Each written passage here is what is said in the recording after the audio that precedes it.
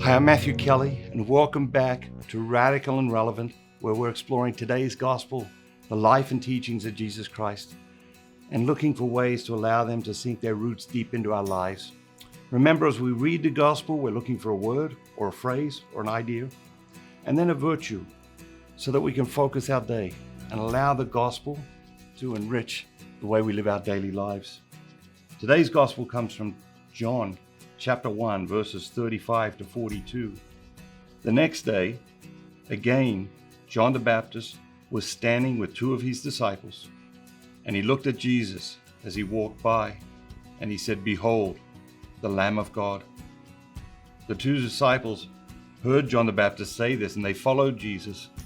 And Jesus turned and saw them following him, and he said to them, "What do you seek?" And they said to him, "Rabbi," which means teacher, "where are you staying?" He said to them, "Come and see."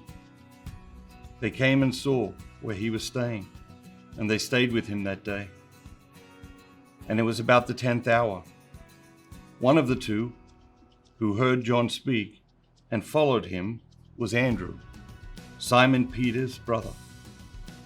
He first found his brother Simon and said to him, "We found the Messiah," which means Christ. He brought him to Jesus, and Jesus looked at him and said, "So you are Simon, the son of John, and you shall be called Cephas," which means Peter. The idea in today's gospel that strikes me is curiosity, and the virtue in today's gospel that strikes me is curiosity. These disciples of John, they go curiously following Jesus.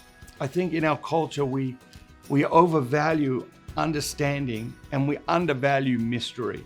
And when we overvalue understanding, we very often give up or surrender or quit on our curiosity. And curiosity can be a very, very holy thing. Jesus said to them, "What do you seek?" And of course, it wasn't a what, it was a who. And they said, "Where are you staying?" They didn't even know what to say to him at first, right? "Where are you staying?" And Jesus could have said, "Well, I'm staying at that house 3 doors down on the left," and that would have given them understanding, but it also would have maybe dulled their curiosity.